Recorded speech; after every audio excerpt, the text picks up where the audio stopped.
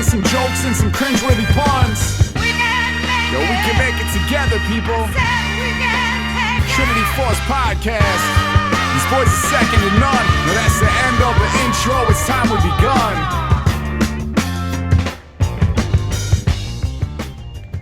Hey guys, welcome to the Trinity Force Podcast. My name is Adam Ponophobia Cogswell. You are listening to episode number 365. It is June the 1st of 2016. I'm going to run down everybody's here, and then we're going to jump right into the questions because, unfortunately, we got started a little late, and we do have a hard cutoff at 9 o'clock. So first punch is here. Yes, I'm here with the lamp, and it's not really helping very much. Oh, congratulations. Cereal Box is here. With surprisingly good lighting. I don't understand it. Chira is here. Hey, what's up, everybody? And our special guest for the evening, Riot Scarizard. Who's that guy? What's I don't that about?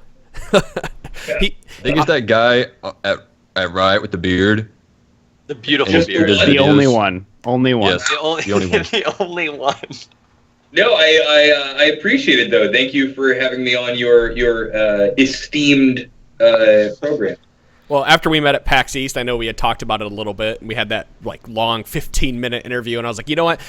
Patrick would be the perfect person to get on this podcast so we can talk about all the patches and everything. So, Scarizard, for those listening that don't know who you are, can you give us your title and all that kind of stuff, what you do at Riot? Man, okay, I guess. Hello, my name is Patrick Scarborough. I also go by Scarizard. I am. I don't actually know what my title is currently.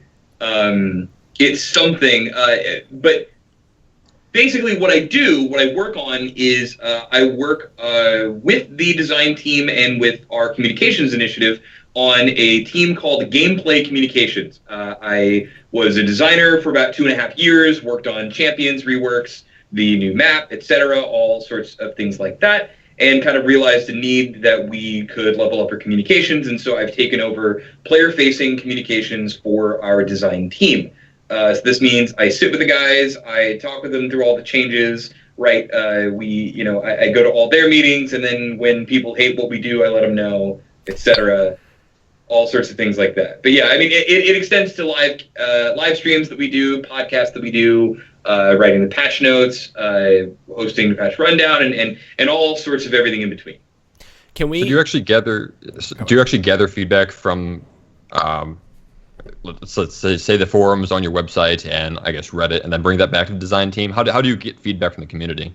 Yeah, so that definitely plays a big role, right? Like, we kind of get, we have a couple of sentiment analysis tools that we use internally to get kind of broad strokes. And then I do a lot of searching and listening through various forms of the channels that we have, right? But yes, the boards, Reddit, Twitter, all sorts of mediums that people like to discuss changes, sometimes even comments on our own patch notes and things like that. We kind of correlate those what is the word I'm thinking of? Holy shit.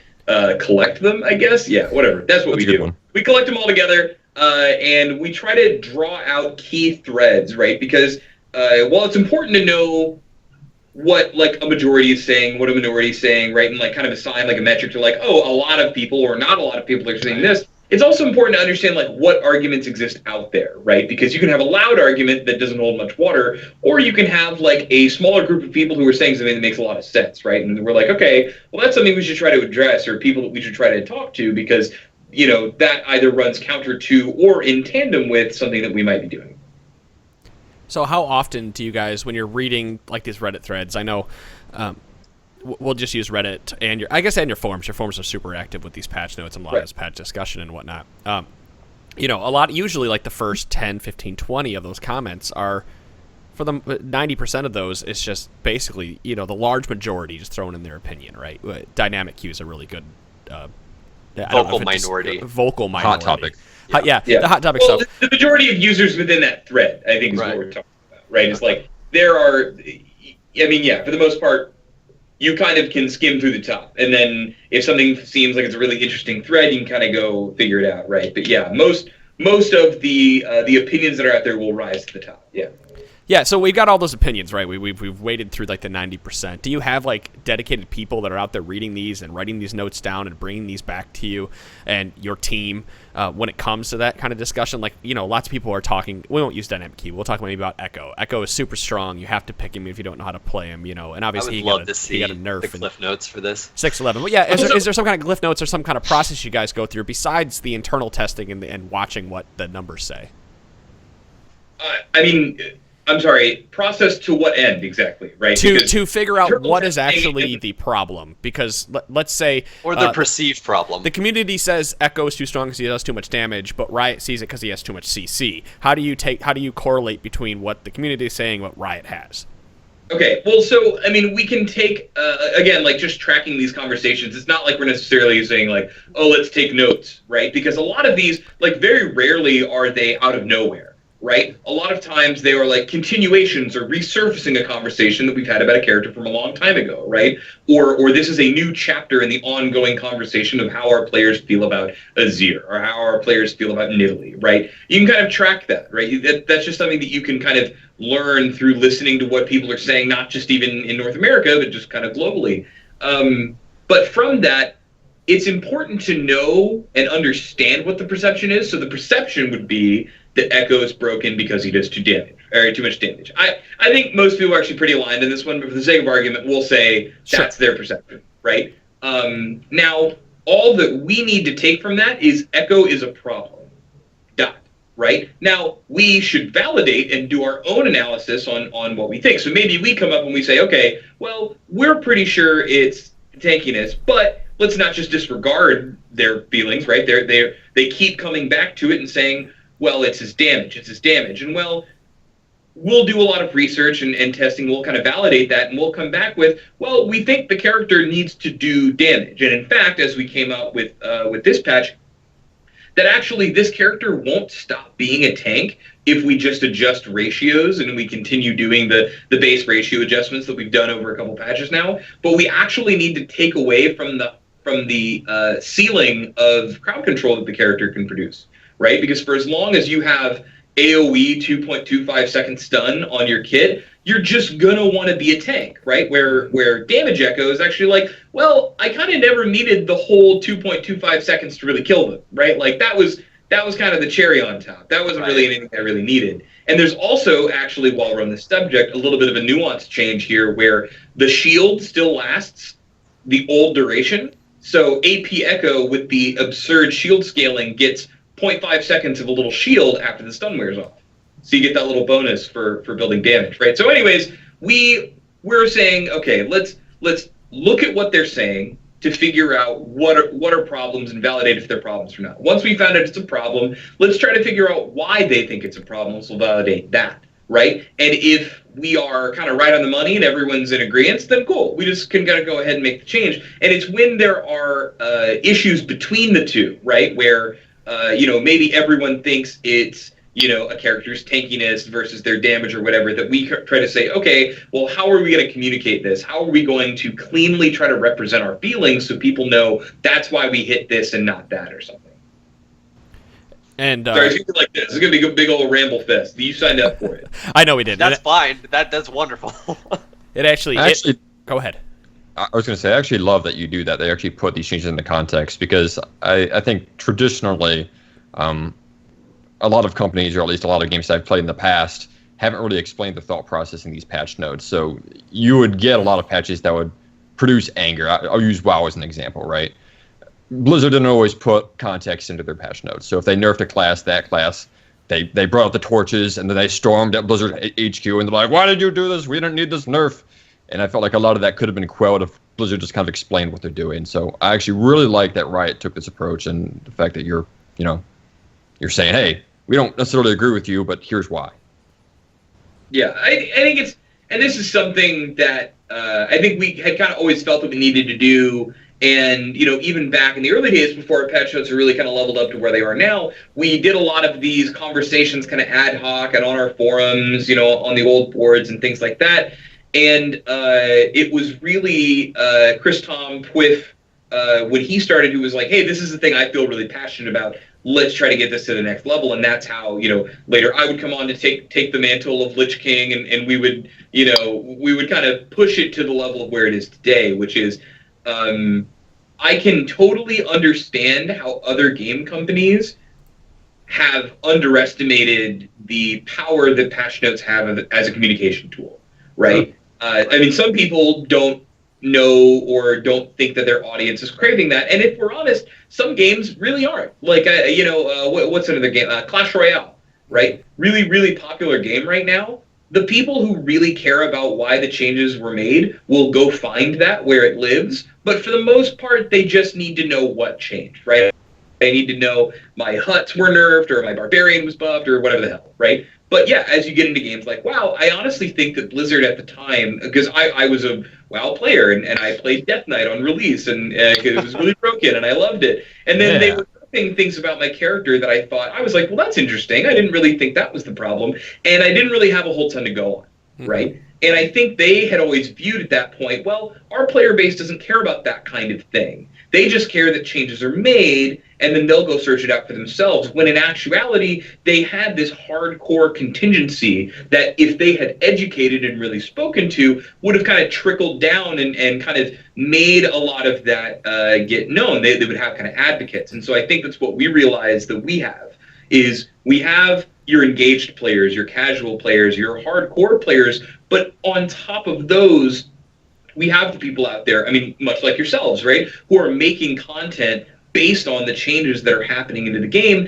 and they want to desperately hook into what is that philosophy? How can I use this philosophy, not just to understand what's happening now, but to maybe build an understanding of what we're going to do in the future? How can I predict how and where Riot's going to move next, right? And educating our players and community creators and stuff has kind of paid dividends in terms of getting our philosophies heard, more than just having to find like the largest speaker and throw it at you. You know what I mean? Well, and not to mention that, like, within the past year, the patch notes themselves, with whoever has been putting the flavored text in there, other than just the context, has been really, really good. I was gonna say that's Scarizard. Yeah, we're moving away from just me doing it now. I referred to it as the Lich King thing earlier, and that's because for the longest time, the joke from WoW, the reference, there must always be a Lich King, is we're like, well, we're not going to really stop patching, right? Spoilers, but that's just kind of, that's our game, right? You guys have been ramping it up too. We have patched our game every 2 weeks for as long as I've been hired, and that was 4 years ago, right? And like, there maybe on one hand I can count where we missed, except on the last patch of the year, because we take 4 weeks instead of 2. That's precedent. But yeah, I think outside of that, I can count on one hand where it was 3 instead of 2, and that's because of like massive internal fire, like not like we ever didn't want to, right? But yeah, so we believe patches are going to happen, changes are going to happen. Part of being a League player and part of what you expect and love about being a League player is that changes get made, right? Obviously, we have seen sometimes where you can have too much change, and some patches you can have too little change, but you expect the wheels to keep turning and things to keep happening. And so what this means is that if you are holding on to the mantle of patch notes, every other week, your week gets obliterated. Yeah. Right? It's like, this week, holy shit, I'm getting so much done, and then next week, I'm going to fall down the well, and I am going to have to get designers to tell you what the changes are. I say is like pinning Jello to a board. It's just impossible sometimes, right? And they're smart guys and they know how to communicate. But getting everything in line it's a much larger job than I ever thought it was. To be honest with you. How long on average does that like typically take, or is it dramatically different? I mean, so on one hand, it's dramatically different in terms of, what the content of a patch is, right? Like, I want to say, like, 5.21, this was, like, right before preseason. Like, it was 19, 20, and 21. Easiest notes of my life, because we made, like, 2 changes per patch, really, because we were kind of in full speed working on preseason stuff. We didn't really want to make a whole ton of changes to the game during Worlds. We were like, whatever, we can kind of let it go. And we kind of do that every year. We just kind of let the game chill out between Worlds and preseason while we go hard on doing that, right? Or sometimes you get hit with midseason, and it's like, I think I may have told you, Adam, I was literally writing the patch notes to that on no sleep in the back room at PAX, taking shifts while I was going out and meeting players and working the line, and then coming back and working on stuff, right? And so I have kind of figured out, it's like, this isn't really sustainable. It's literally taking years off my life. As much as I love it, it's fun to do. And so now, we are working on building out a team of communicators who focus on gameplay, and part of the core responsibility of this team will be, it's like, hey, are you on the gameplay comms team? Guess what? You're picking up a sword and you're fighting patch notes too, right? So, cool. I'm still going to continue to be kind of like an owner for the notes, right? I'm probably going to have a lion's share of it, but we're getting to a zone where we can say, there's me, there's all these other guys that maybe you guys don't know yet, but hopefully you will learn and you will get to meet. All these other writers that combine and say, hey, let's not make this a week-long task for one person. Let's try to make it everyone takes like 8 hours, we knock it out, and we're all unblocked to do all sorts of other communications and work that maybe you guys can love. Let's talk about buttons and levers. Yes, I knew you were going to say what. A while ago, we had Ghostcrawler on the podcast, and it was after he was relatively new to Riot, and he started talking. I remember that. Yeah, that was. Go ahead. Right before Season 5 launched. That sounds about right. That was pre-Season 5. Yes, it was. And he had started talking to us about buttons and levers and how Riot's taken a new philosophy on patch notes around that time, where instead of making massive tweaks because something is broken, that they're going to slowly pull levers or push buttons on champions to see what happens and to get an idea of how changes are made. Can you kind of talk about that, if that philosophy makes sense to you? One, how I explained it, and two, if that's how Riot is looking at patch notes now in the future. I don't know if I follow. So let me see. Okay. Let me say it back to you and see if that makes sense. So I can try to explain it a little better. Smaller tweaks at a time. Sorry, instead of large changes. That's pretty much it. It's just instead of over tuning or under tuning somebody, is trying to pull them back to the middle without going too crazy and putting somebody who might have been like really underpowered. Oh, I don't know, like Swain. Hello. It might be somebody who's like underpowered or like perceived underpowered, and then you make a change, and if it's too much, now they're out of control. So instead of making massive swings, we're pulling levers and pushing buttons in the champion by just adjusting ratios a little bit to see how the champion fares over the course of 3 or 4 patches rather than just one. And I'm asking if that's like the philosophy that you guys have been taking, or if that's something that Ghostcrawler introduced, or can we talk a little bit about that, if that makes sense? So all right. So I would say, first off, it's definitely not something Greg introduced. I think, I guess a little bit of a disconnect here for me is that a lever is just an axis along which a change can be made, right? And so like pulling a lever isn't like a new. It's just that's just what making a change is, right? So I guess that's what I'm saying is the nomenclature, pushing a button or pulling a lever mean absolutely nothing. Right? Because back in Season 2, we just pushed the button really fucking hard, right? Like it's not like oh, they weren't using their tuning levers or whatever. Do you see what I mean? Okay, maybe instead of pushing if the button goes from 0 to 10, you did 1 and 2 rather than 9 and 8. Right. I think what we're talking about here are turning the dial. How's that one? That's a better one. Yeah. Are smaller targeted changes versus large changes, right? I think that's good.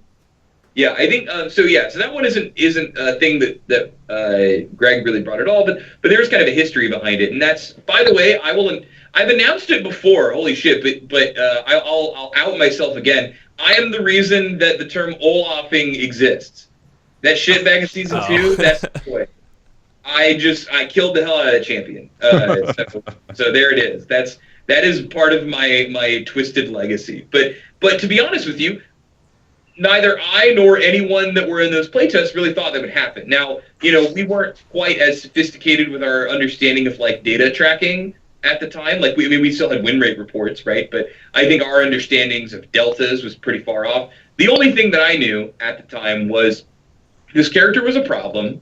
He had continued to be a problem for a really long time, and that if we went really slow, or we took kind of light strokes with him, that we wouldn't fix that problem, right? And the character at the time was actually so absurd. Like, I think a lot of people don't really remember. Like, they think of Olaf as the guy that got crushed. They don't think of Olaf as the fucking unstoppable beast that was. No, you could like take the bot lane 2v1 into him, and he would still end up killing both of them. Yeah, he would just press ghost and double kill you at 6. Yep. You're like, what and the hell? There's nothing anyone could do about it. That was my favorite time ever playing him, and you ruined that for me. Right, yeah. So what I'm saying here is not a justification for that, right? But this is setting some context for you guys, right? Which is when I joined the team, I want to say, because this was no, this wasn't even.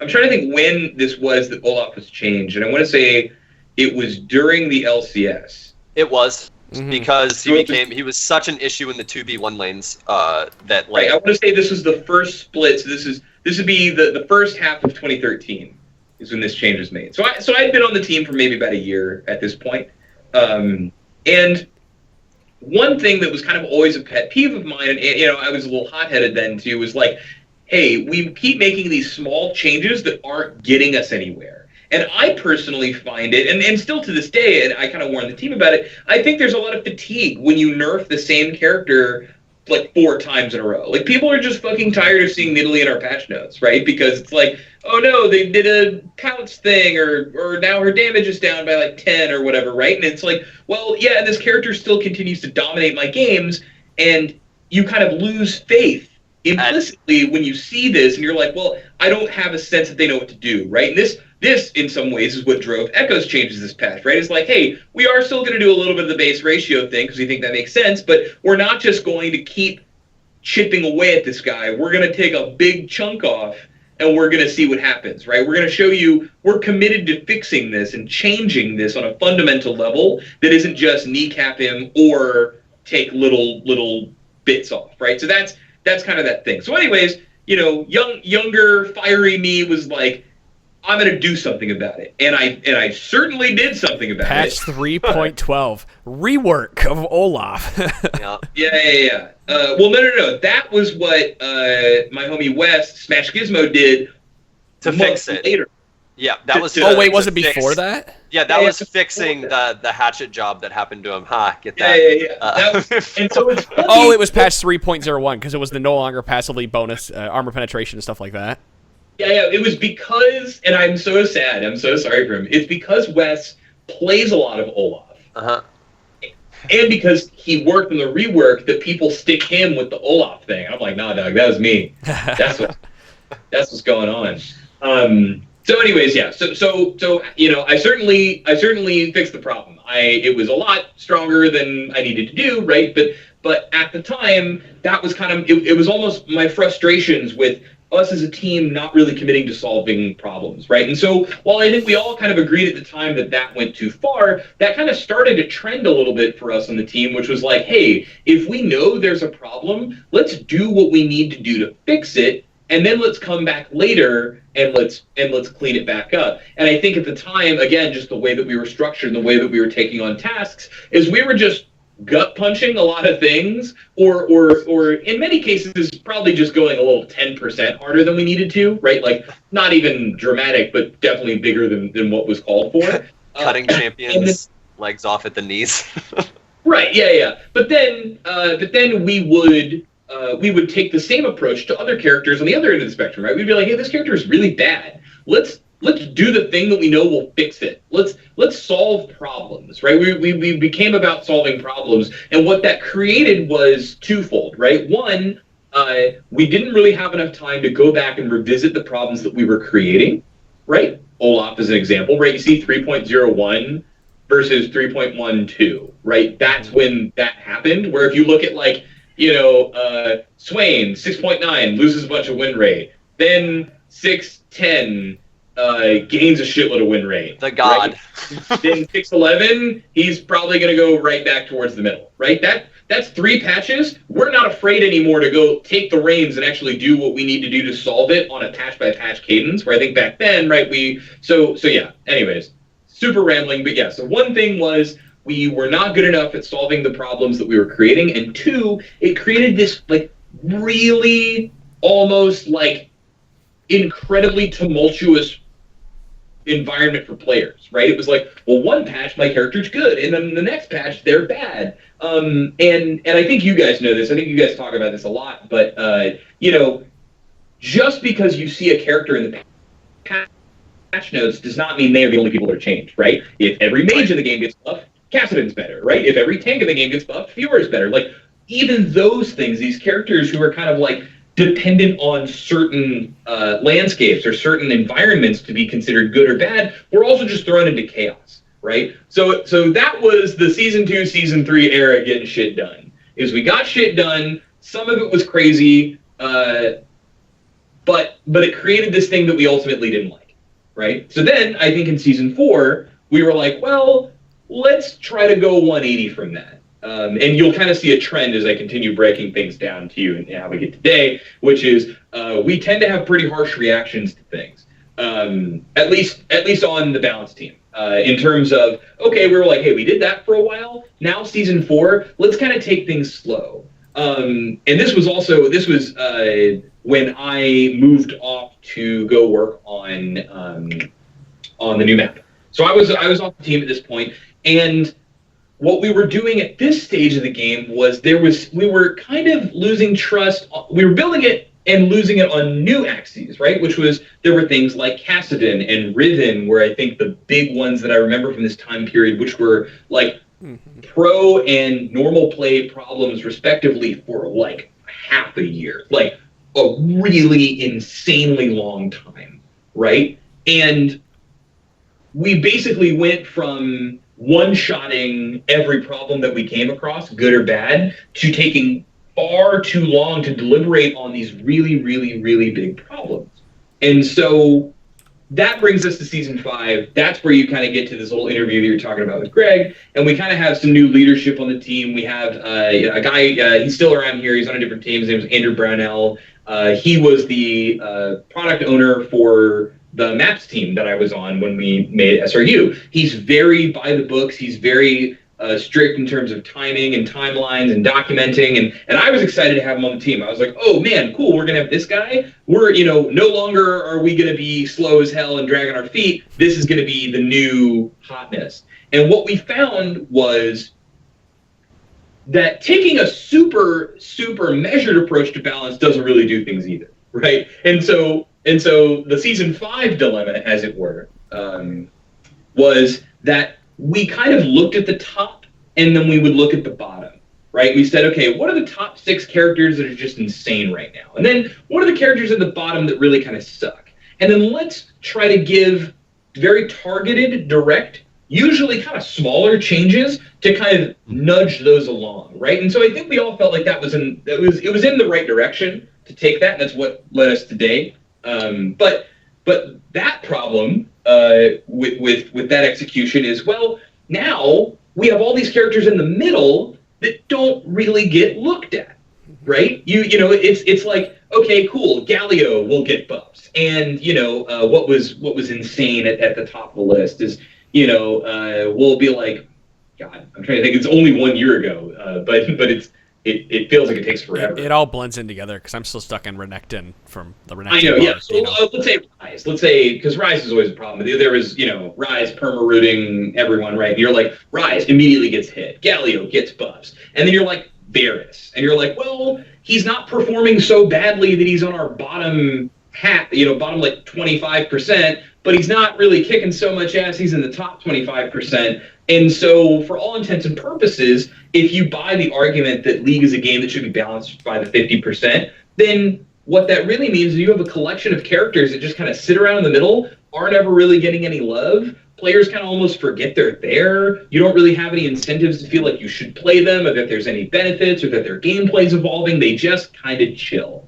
And so that all of these years of all of these kind of directions that we've taken have kind of led us to where we're at today, where I'm actually really proud of what the team does, and that we are kind of just doing a combination of all of them, right? We are where now it takes a lot more work, but instead of saying, hey, this is our stance and then we'll let everything else be the exception, we're saying, let's look at every single thing individually. Let's assess them as their own change. Now, that requires a lot more time and investment on the individual developers, because you have to make a call like, hey, what is the scope? Do you want to go hard? Do you want to go low scope? Like, for instance, Azir is a character this patch that we changed, who we will probably definitely have to visit again in the future. But Echo, another character who's been a problem for a long time, we took a big chunk at, right? Because we're weighing factors of perception, we're weighing factors of relative balanceability and all these things and work that the character might need, as well as our own bandwidth, to say,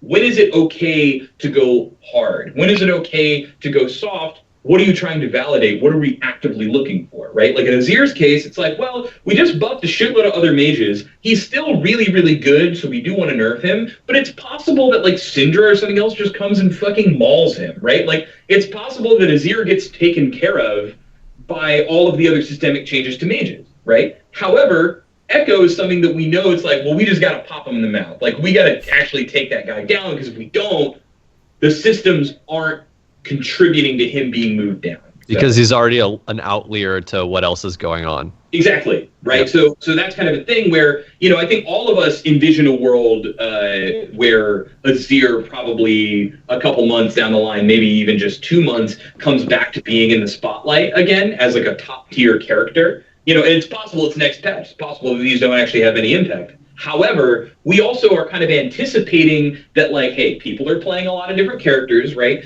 A lot of his traditional counters, things like Vel'Koz, are pretty different than how they used to be and pretty strong. So let's let it go. Let's see what happens, and let's let room for Azir to become naturally countered, right?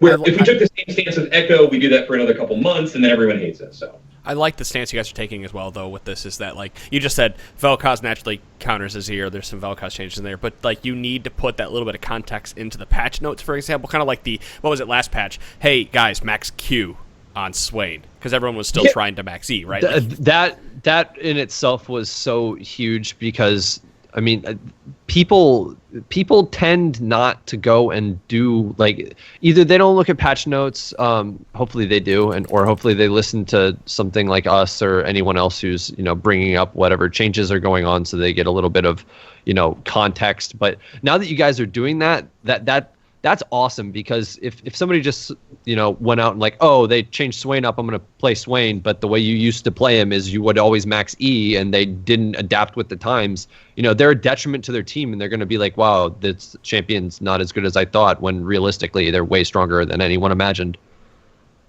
Yeah, I think there's a lot that goes into our planning on certain changes, and so it takes a lot on our team now that I'm kind of spinning up and trying to help and teach a lot of these other guys, like, okay, this is the process. This is how you have to really involve yourself in a change to know just what to say in terms of understanding, okay, this, for this character, what's the thing people have to know, right? Like, for instance, like when we're changing Lucian, it's like, well, we have to let people understand why, like what are Lucian's flaws, what are his problems as a character, and why do these address those, right? Where for Swain, it's like, well, we kind of don't really need to talk about Swain as like a fundamental champion, because that's not why Swain's broken. It's literally just, we made a change that we thought was good and we went too far, so let's pull back on it, right? Like, you kind of have to isolate and understand what's actually the beat, what's the important part of the discussion that we want to go out there with.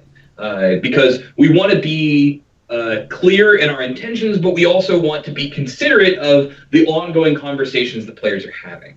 Now since you have such a big and large dedicated team, this is like a perfect segue into some Runic Echoes. And by big and large dedicated team, I do mean it was one person, which was me, and now it's 3 people. Okay, and this might actually answer my question. Now, I want to bring up Runic Echoes and Elise, for example. Runic Echoes came out, it had move speed on it. Elise's base move speed was removed, or not removed, excuse me, that's the wrong term, decreased to make up for the fact that she's buying Runic Echoes. But then she never saw that base movement speed given back to her kit after Runic Echoes was nerfed. Are those oversights, or are there reasons for those type of changes to happen, where like something happened 3 patches ago and then they're never giving it back when they could use it now? Well, I'm sorry. Go for it.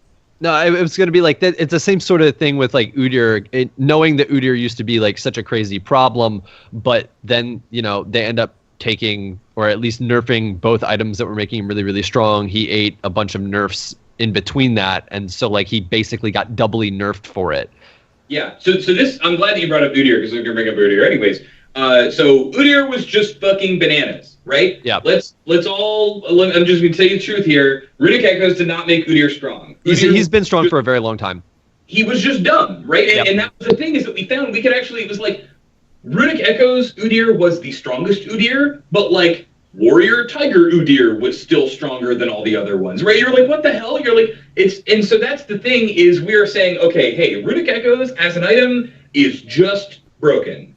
Mm-hmm. However, Udyr is also broken, and we don't have confidence that nerfing Runic Echoes will fix the other problem. Nerf Udyr because he just will be like, all right, let me just do literally anything else and continue to be really obnoxious, right? And this is kind of a thing too, and this is where I'm also trying to do a lot of review on like, hey, how have we communicated things in the past? Because I don't want people to think, hey, Elise is only getting nerfed because Runic Echoes is making her fast, right? The bottom line is this character's too damn fast, right? Die. That's just the way it is, right? And people will think, okay, now Runic Echoes is being nerfed, now she needs that move speed back. And what they're not understanding is, no, all users of Runic Echoes need to be slower, right? Because if we give her the move speed back and we nerf that thing, then Elise is still back into the state of being faster than everyone, which was the problem to begin with, right? Now it seems relatively off, right? But you have to understand that the items actually like rarely target a specific champion and moreover target a subset of champions. Right? The item exacerbates an issue that's already there.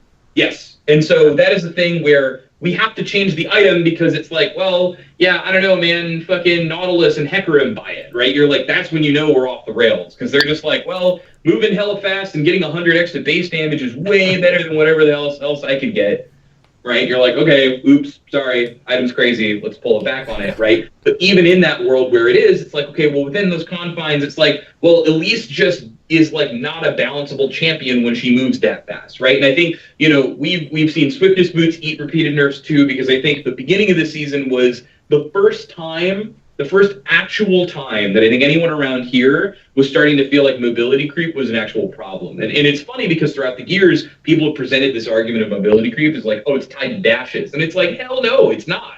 It's tied to flat movement speed and percentage movement speed and the multiple ways you can engage with those stats in the item system, in the mastery system, and in your champion abilities to create like really fucked up game states. Well, right? even like former Dragon giving the move speed increase too. Like there was like move speed.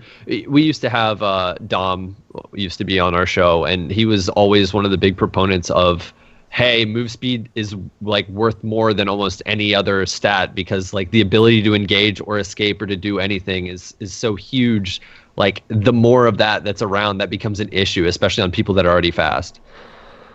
Yeah. So anyways, yeah, this is a thing, Adam, where a lot of people think about this argument because I think it's a very easy one to understand, right? Which is like, oh, a character got nerfed because of this reason, and then that thing got nerfed later on, and then they didn't go back, right?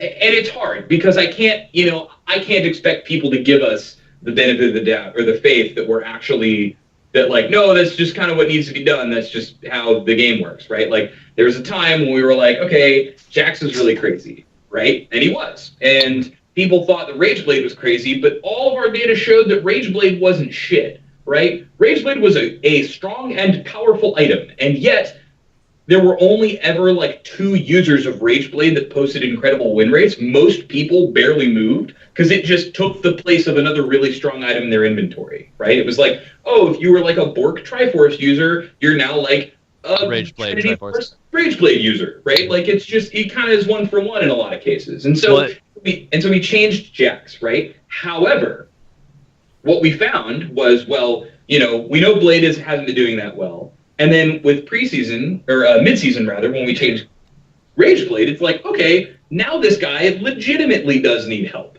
Because he has always relied on this really powerful 2-item combination before curtailing into defenses. Now neither of those items are really filling his needs. So let's actually bring him up on the champion level, right? And that's what we did this patch. And so it's funny because people won't ever... I'm not asking for it here, but people won't ever get us credit for when we do it. They will only yell at us when we don't do it, even if we shouldn't have. Oh, that's just the nature of the beast. That's right. I mean, and that's why we don't get all that mad about it, right? But it was like, okay, we buffed Riven like twice, and then they were like, but her items are still bad. And then we buffed Black Cleaver, and then 6.9 came around, and she jumped 4% win rate. And I'm like, okay, your character's strong again. Sorry. Right? And they're like, but I'm still losing. And I'm like, I don't care at this point, right? Your character's stronger, your item's stronger, you are fighting people who are more often getting wrecked by your crazy combo shit. So, like, we just know you are winning more. If your character's bad and you're still losing on him, then it's probably not the character at that point. It's just tough because, we have and we will and we forever will revisit items and revisit characters and their relationships to them, right? I just think it is frustrating that people do not consider that it is ever possible for both an item and a champion to be overpowered. Sure. And that fixing one does not fix it overall. Mm-hmm.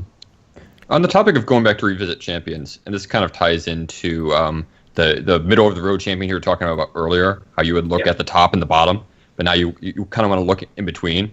I want to know, how do you decide on which champions in between to look at? Because it's obvious to look at the top and say, oh, Swain's got a ridiculously high win rate. Let's take a look at him. But then how do you look at the middle of the pack and say, I'm going to take these few champions and we're going to look at them and we're going to see how we can evolve them, or we're going to revisit this champion from a long time ago. How do you decide on that? Well, I think a lot of it comes to because we wouldn't just say, hey, there's a character in the middle of the pack, let's just buff them right? Let's buff them so people remember they exist, right? Like, that is not something that we consider acceptable, right? We're not just going to randomly make a champion really, really OP. Now, we usually, and especially if that ever does happen, there are other motivations usually tied to, like, the depth of their gameplay or kind of a mastery of the character, So we might say, and so you can look at Kennen as an example of this, right? Like, he was one of the, 16 or 17 mage updates that happened in 6.9. He was on the lower end of the spectrum, right? We're like, hey, Kennen lives perpetually in the middle. He's not bad. He's weird. Not a whole bunch of people like to play him, but there he is right in the middle. However, we think we can make some cleanup and on some of his mechanics, and we can actually add room for better Kennen players to shine. And so all in all, I want to say he jumped maybe 1.5% win rate, which I think we feel like is within still an acceptable rate for Kennen. He's still probably in the middle. He might be a little higher than that. But we did what we came there to do, which was we made Kennen more smooth to play, and we allowed for better optimization of his mechanics, right? And that is kind of what I would say is our goal with characters whenever they're in the middle, right? We aim for something that we just call power neutral, right? It's like, oh, we're making the character better to be balanced, but if they jump up dramatically or if they drop off dramatically, that's when we'll make actual changes because we weren't intending to do either. This is kind of a thing where it's like, it's funny, Illaoi, my favorite champion, my top lane main, shout out to Illaoi. Illaoi has, before we begin this conversation, the highest win rate curve of a melee champion not named Singed or Rumble. I can see it. Which, by the way, are I think Singed and Rumble are the top two hardest characters to learn in League of Legends. Sorry, Yasuo, sorry, Azir. That's how it's those two. Mm-hmm. So let your minds quietly be blown as we move along. But Illaoi, we made some changes in 6.9 that are like, hey, we want to solve a design problem that we think we've isolated with Test of Spirit, but we understand that this character is in a really fragile state win rate wise. So let's not try to rock the boat and let's aim for power neutral. And I think we believe that we made a power neutral change. However, what we found was we actually tanked the character's early game, which then correlates to a win rate drop. So we buff the champion. We say, W now is a 4-second cooldown. We know it's not the buff we want to do because we're working on a larger one, but let's go and do that now. There is no conceivable universe in which lowering Illaoi's cooldown is a nerf, right? Can we all agree? Right. It's just yes. You're literally flatly more powerful, and her win rate dropped 3%.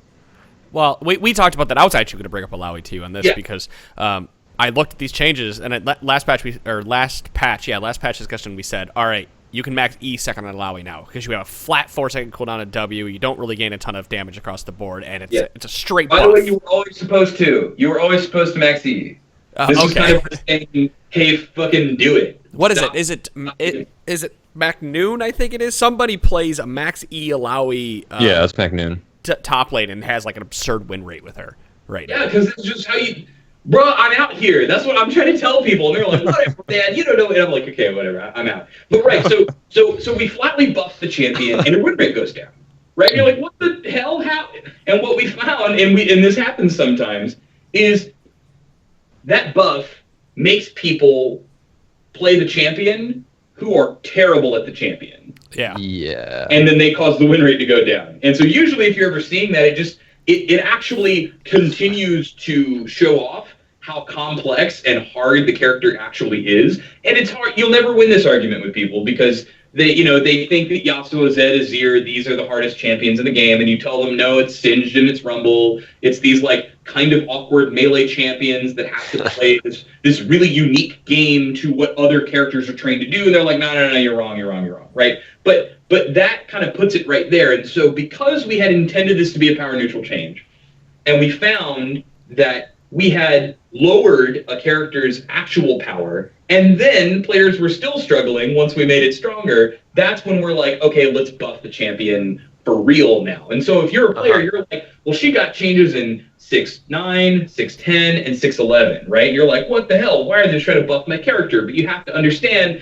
right, there's a lot more going on than just everything is a buff, everything is a nerf, right? The hope is that at the end of the entire cycle, the champion Alawi has a better and more satisfying mastery curve and a better and more satisfying interactive gameplay, right?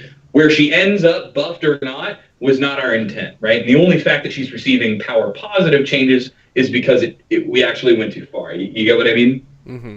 So, well, at this point now, you've changed Harsh Lesson, for example, to deal percentage targets maximum health on use rather than just doing a flat amount of damage. So it isn't necessarily a second max or first max anymore, but I like these kind of changes too because it gets you thinking, like, in what matchup would I want to have this extra percentage of life damage? You know, is the character am I playing against a really tanky team? Do I want to max E and then max W instead of doing Q and that type of things? Like, these little changes are the stuff that I live for in the patch notes and like to try to tell people, like, you have options now. Yeah. The answer is that you don't have options, though, and it's still QEW. I'm sorry that we solved it for you, but if you do it any other way, you're wrong. You heard it here first. I can definitely see damage. That's it. Like half but at per level, that's like maybe 20 damage. I know what you're getting at, right? And I understand. Right. I agree with you that when I see these changes, some on other champions, I get excited because I'm like, oh, when might I want to do this, right? But I think we also understand that, like, level up order is just one discrete decision, and not everyone should have, like, incredibly reactive skill orders, right? Like, it's actually totally fine that Vladimir, at least old Vladimir, probably just had to max his Q every game, right? Now, it actually is opened up between whether you want to max Q or whether you want to max E, and it is that matchup dependent, right? But yeah. That's what I'm trying to get at. I'm not necessarily you're maxing W because it's a flat second 4-second cooldown. I'm just saying for, like, the 3 people out there who may be inspired to play Alawi because she's the best champion in League of Legends, just fucking QEW. If you don't do that and you lose, I'm sorry, but it was your fault. Can we change the animation or E to make it a little more smooth? Because that'd be fantastic. Just a little smoother.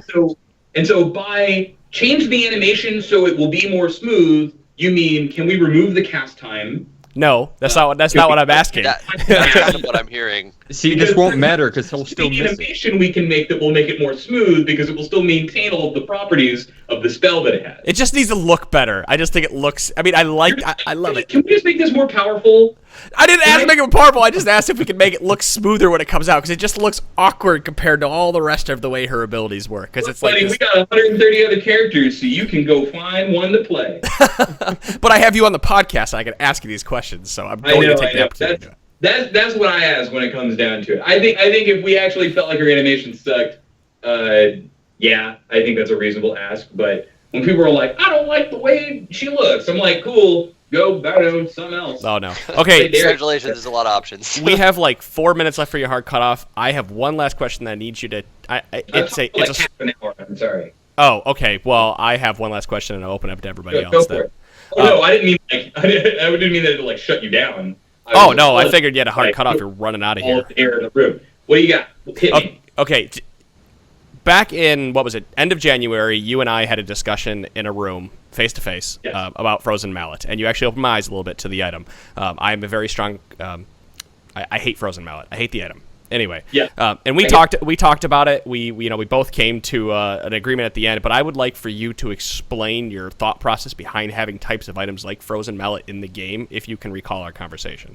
Okay, yeah. I think I can now that you said that. So yeah, basically, the thing is in the same way that we have Executioner's Calling, right? Which is like, a lot of people are like, well, that item kind of sucks. Why would I ever buy it? Well, guess what? My boy Smash Gizmo's out there, and he buys 800 gold item against Mundo or Swain, and he actually crushes them top lane, right? It's like, yeah, they're rare, they're niche, they don't always, like, they're not always going to slot into your game, but they are what we like to call release valves, right? They're just saying, hey, is this thing ever going fucking absurd in our game? Well, it's a good thing that there's this 800 item here, this 800 cost item here that we can use to tweak and change, right? And so Frozen Mallet is kind of this item out there that exists. I mean, personally, if you ask me, I don't think ranged people should be able to use it, period, but that's not really here nor there. I think what it is to say, is there a class of champions out there who is made to be sticky but can't? Right? Or are people in the game literally moving so fast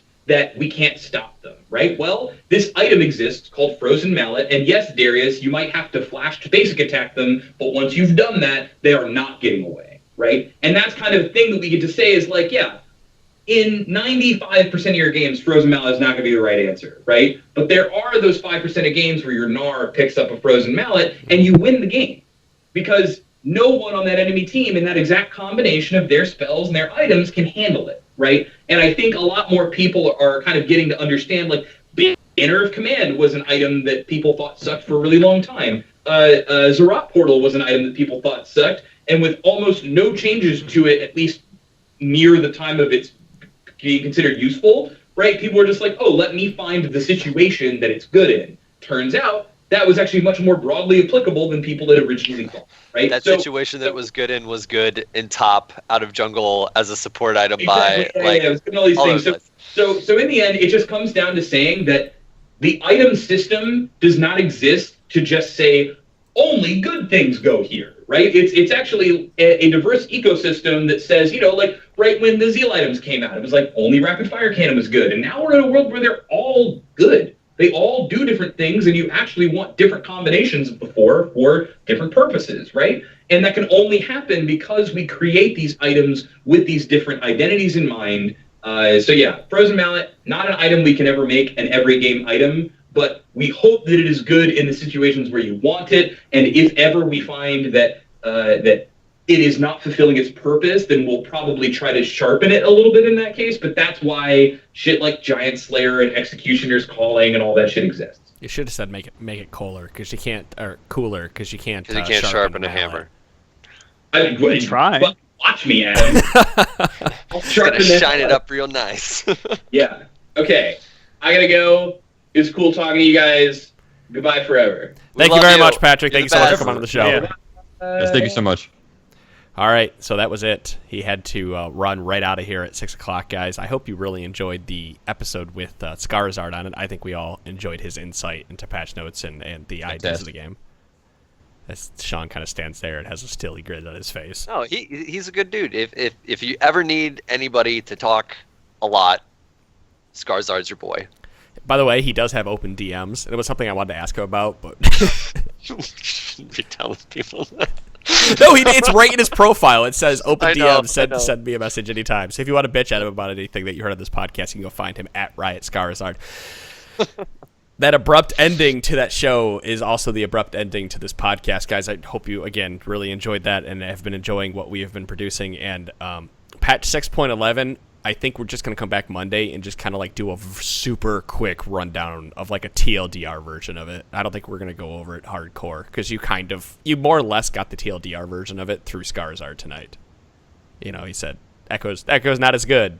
Alawi's better. Go play those champions or don't.